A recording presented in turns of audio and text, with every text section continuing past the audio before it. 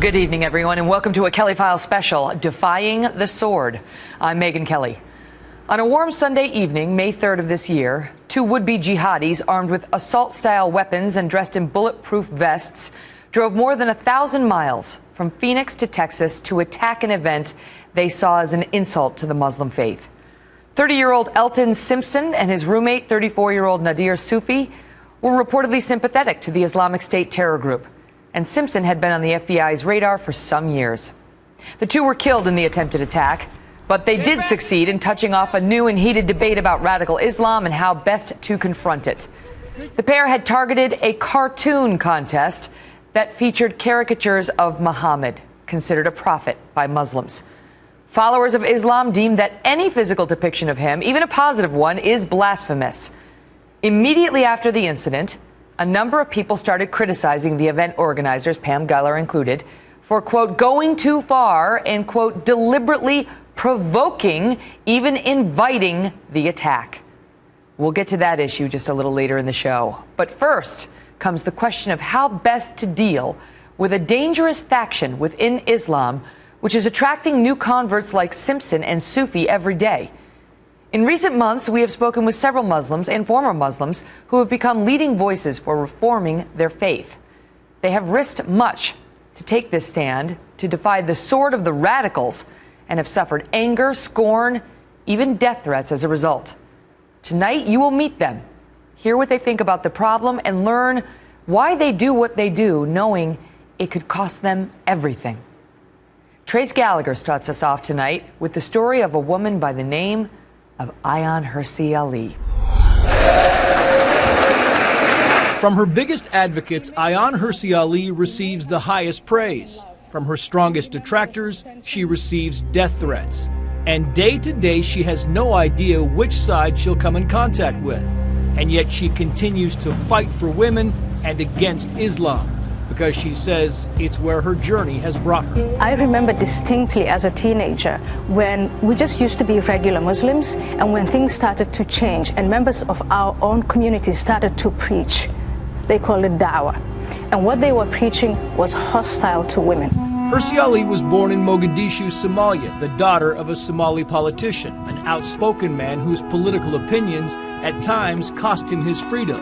The family left Somalia for Saudi Arabia, then Ethiopia, before finally settling in Kenya. Throughout her school years, she received a strict Muslim education. But in 1992, to escape what she says was an arranged marriage to a distant cousin, Hirsi Ali fled to the Netherlands and was given political asylum. After graduating with a master's in political science, Hirsi Ali became a critic of Islam and the Dutch government. But it wasn't until 9/11, after listening to Osama bin Laden cite the Quran to justify the attacks, did Hirsi Ali become completely disenchanted with Islam, saying it must be defeated and crushed.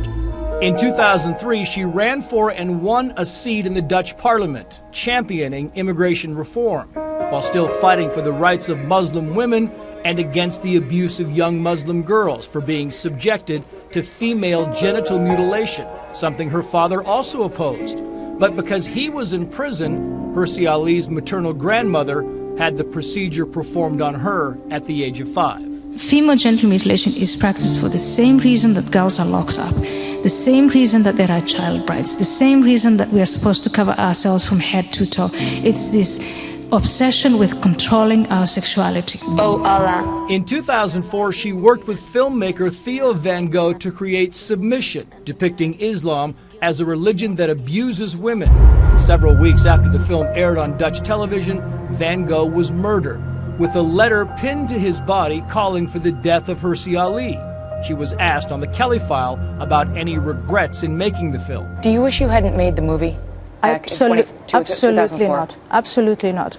I feel the only way to really fight, the only way we have a chance of fighting these barbarians is by talking about it, by expressing ourselves. And it's worth it to you, despite the danger that has obviously been posed to your own life.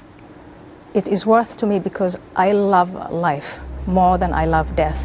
They love death. that message is so much stronger than anything they put out there. In 2005, Time magazine named Hirsi Ali one of the world's 100 most influential people. In 2006, Reader's Digest named her European of the Year. She is now a fellow at the Kennedy School of Government at Harvard University. She has also written several books, has regular and often controversial speaking engagements, and founded an organization for women's rights. Hirsi Ali now claims to have a better understanding of radical Islam. You actually do understand this ideology. I understand it, and they make it very clear what it is that motivates them. Joining me now, Ayaan Hirsi Ali, the founder of the Ayaan Hirsi Ali Foundation and author of the new book, Heretic: Why Islam Needs a Reformation Now. Ayaan, great to see you. Thank you so much for having me on again. This is a very bold, brave book, and you go right to the heart of it, talking about how the problem, in your view, is within the Islamic faith itself. You're calling for a reformation that is a 5-point plan, and at the heart of the plan, one of the things that you push is that the Islamic faith needs to get rid of Sharia law. In response, the critics say that guts the entire faith altogether. You're asking Muslims to turn into atheists. Is that a fair charge? I think it's an unfair charge, because in considering these 5 amendments that I'm proposing, I asked myself the question that some of my Muslim students asked me when they challenged me and said, if you take this out, what's going to be left of Islam? Well, praying 5 times a day is going to be left. Fasting in the month of Ramadan, taking care of the poor. If you want to go to Mecca, you can do all of that, and you can confess to believing in one God and Muhammad being his prophet. And if you do those things, you can still be a Muslim, along with all the other traditions and rituals of, you can enjoy religion as a function of community and as a source of spirituality without hurting other people. But you want to get rid of, you want to change people's attitudes towards the Quran. You want people to believe and focus more on life after death as opposed to death after life. Well, I'll rephrase it.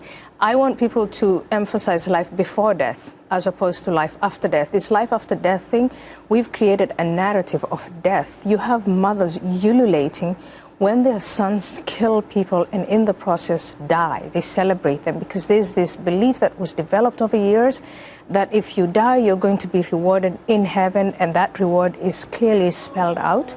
And we need to get rid of that. We need for Muslims to say, especially American Muslims, Western Muslims, to distance themselves from that narrative of death. Let's talk about you and your story, because Trace walked us through it and what happened to you. I mean, from the mutilation all the way through to the murder of Theo Van Gogh with a knife in his chest, calling for your murder. And, to this day, your life is threatened and in jeopardy because you have spoken out. How do you do it, Ayaan? I mean, under such threat 24/7. Yeah. And when we see that it's not like these terrorists are standing down. I mean, we see these murders just in Texas, the attempted murder for just drawing Muhammad, never mind saying what you say. How do you do it? It's exhausting, but it's worth it. And I honestly don't see any other way of, again, exposing this agenda of these Islamists. They have this ideology. They're targeting Muslim individuals. I was a Muslim individual within a Muslim family in a Muslim neighborhood. They penetrated our neighborhood and our schools. And they convinced me as a teenager that this was a better narrative for humanity. Right. There was a time that you believed as they believe. Exactly. And I was convinced, and I didn't have my faculties of critical thinking developed.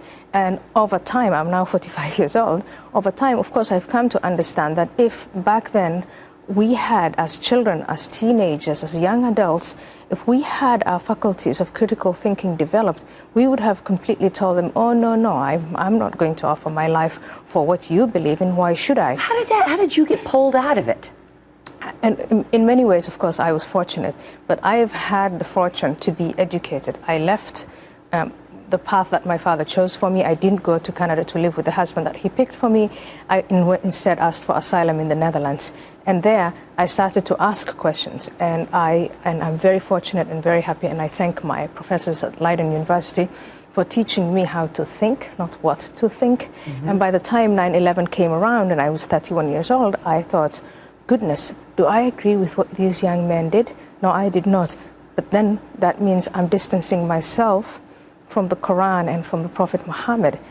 But if I do that, I'll go along with my conscience. And so I had this conflict between my own conscience and what I was being told, by my God in the Quran and by my Prophet.